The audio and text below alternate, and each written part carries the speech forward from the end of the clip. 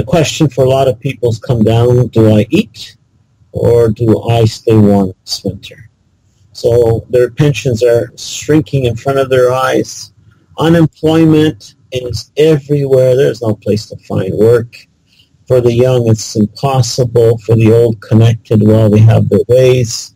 Alcoholism, number one hobby, sports activity, and pastime. And that's for all age groups, all genders. It doesn't look good. There is no confidence in the government. When I asked, as I drove around for 6 weeks, asking people a simple question, will you be voting for Poroshenko? The answer is no, not one yes.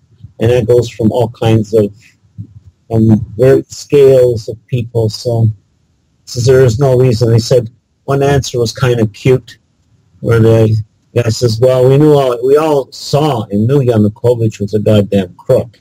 He's just a petty thief and a thug. But at least he built a few stadiums and fixed up some roads and some bridges and this and that. And so he stole outwardly. He says, this Poroshenko guy's Ketra Lisica hasn't done a damn thing. He's taken more away from us than anyone. And he's not doing anything. And there's no confidence in him, in his government. There are no reforms. It's just a big joke. The guy's got to go. They grow things. They live off their gardens. I mean, if it wasn't for that, you'd have a revolution by now if these people didn't live off their gardens. And even the people in Kyiv, they all go to their dachas on the weekend to hold their plants, because without that garden, they're not going to be doing too bloody well. Downtown, that's the whole problem with us Westerners. Downtown Kyiv and Lviv is not Ukraine. You got lots of cars there. The whole economy of the country is jammed into Lviv, Kharkiv, Odessa, Kyiv, and that's it. It's all in there. You just drive outside of town. The roads are bad. They're now starting to repair them. I'm just wondering, it's because the elections are coming up in 2 years, and roads is a common thing for everybody. So they're making a pokazucha, that they're doing something. They're not doing anything. There is no medical system. There are no drugs. People are dying from botulism simply because there is no medication. There's been an increase in botulism. There's an increase in tuberculosis. Matter of fact, I even saw one of the guys. I was in the store when this guy came to the store where my cousin's daughter works. They all ran to the door and barricaded it so he wouldn't walk into the store, because he has active tuberculosis and there's no one there to help him with it. So they don't want him in the store. You have to pay for everything to do with the medical system. I mean, you go to the hospital, you bring your own sheets, you bring your own meals, you bring your everything, your IV.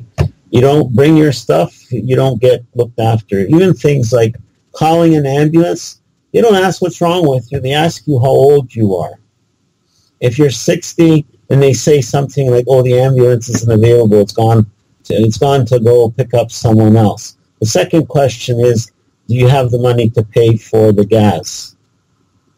So the system has gotten worse. It really has gotten worse. You kind of go to Kyiv and you go, wow, I can see the whole Coop Congress go down there, or Svitové Congress, and they all get off their planes and they got their little suitcases with the wheels and they roll their butts into the room and their breakfasts are ready and the service is great. They look out the window, there are all kinds of nice fancy cars and everything's great. They go to their meetings, they got a nice bottled water on their table, everything else.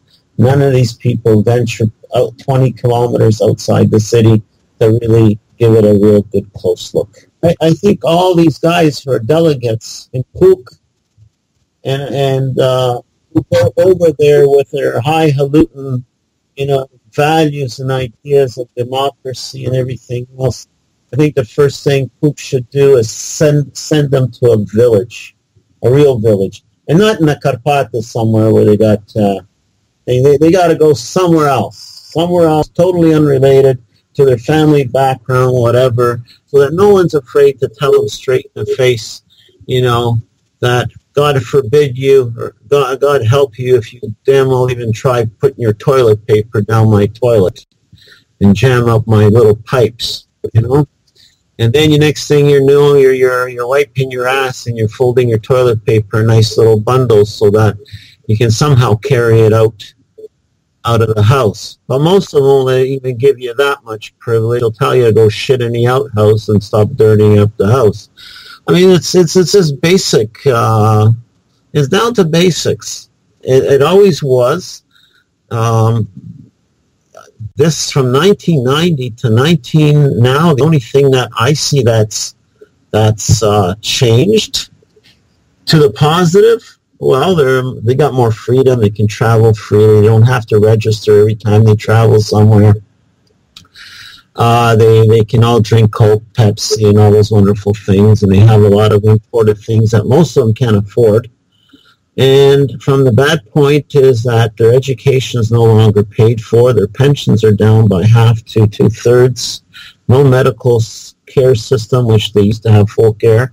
And there's the threat. There's the whole threat there that a lot are saying that it was much better before.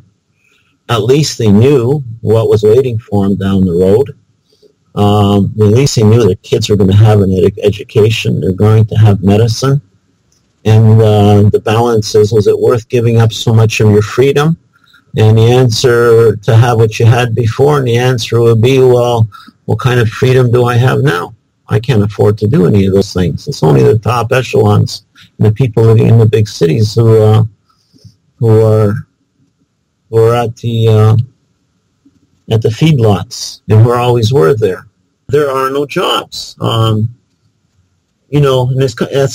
maybe that's not a full truth, because in the city I heard a lot of people say that if you want to work, you can find work in the city, but it won't be enough money for you to survive on your own. You have to cohabit with other people, but you can survive and you can find jobs, but they're not good jobs. They're not high-paying jobs, but they will be jobs to survive on. That's my report from Ukraine.